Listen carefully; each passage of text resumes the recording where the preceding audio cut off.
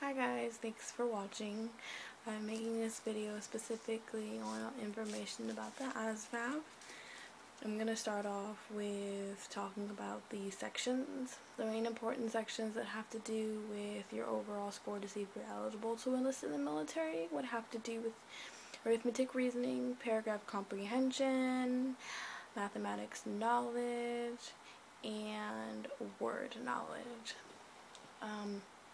Other subfields that have to do with jobs you qualify for would be general science, auto and shop information, mechanical comprehension, and electronics information. I would get plenty of sleep the night before you test for your Asvab. I would have a good dinner, and I'd also have a really good breakfast. I wouldn't drink too many fluids because you don't really want to spend a lot of your time, using the bathroom.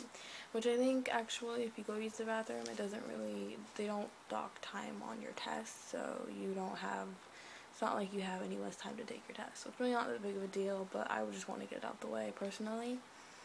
I've taken the test 3 times. It sounds really horrible, but I was really destined to join the Air Force. So if you're feeling discouraged, if you feel like you're not going to do well, or if you've already taken it previously and you're wondering if you should take it again, I would definitely go for it. I would just really study. The first time I took my test, I got a 48, and given you need a 50 to qualify.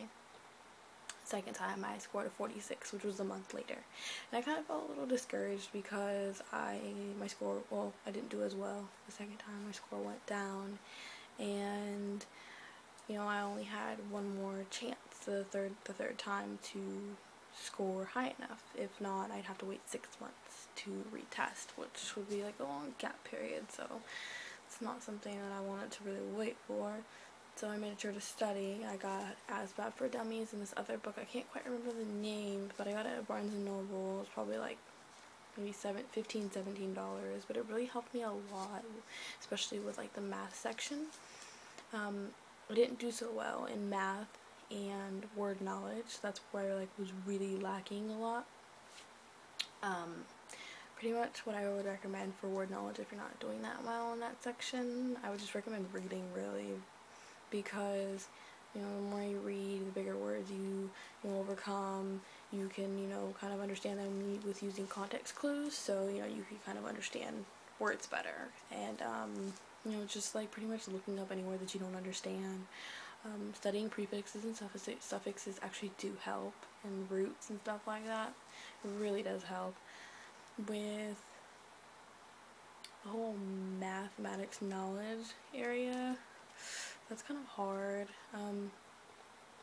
The book actually does explain good ways, but if you're really not that good in math like me, I would recommend getting help. My coworker actually helped me.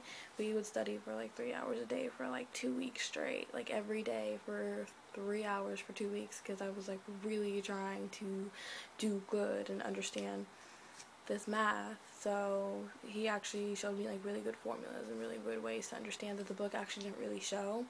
So I was really thankful that he helped me. So yeah, that's pretty much it as far as myself. But pretty much how your day goes is you'll make your way to MEPS, the military entrance processing station. Mine was about 40 minutes away from my hometown, so it was about up north in Sacramento. I left about an hour and a half early. I'm pretty sure every recruiter tells their applicant to be there at a certain time. My time was 1 p.m.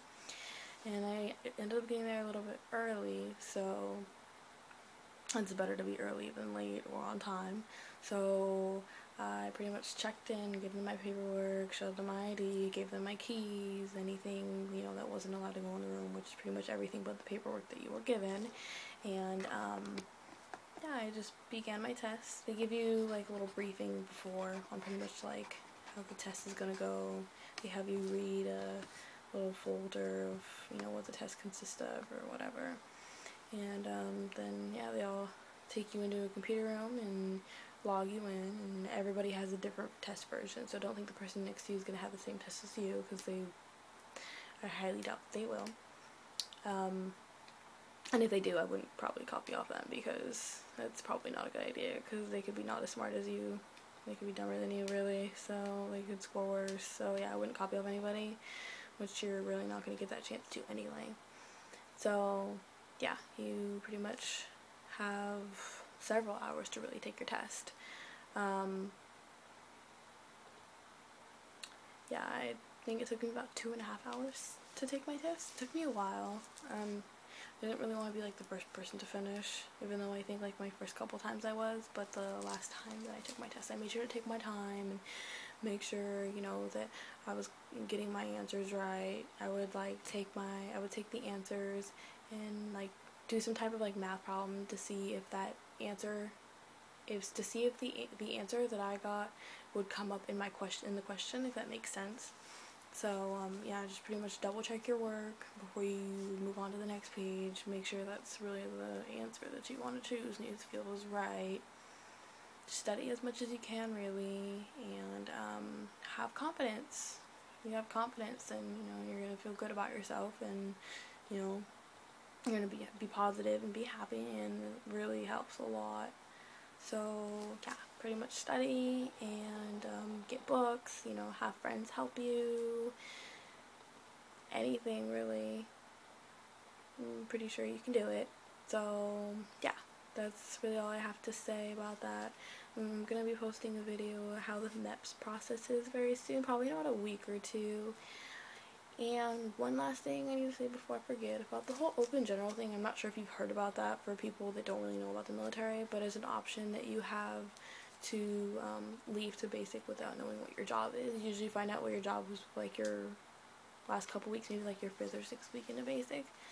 And it's pretty much a surprise. Like, you can get anything from services, which isn't that great of a job, to medical. So it's like really depends. It's like really a complete surprise.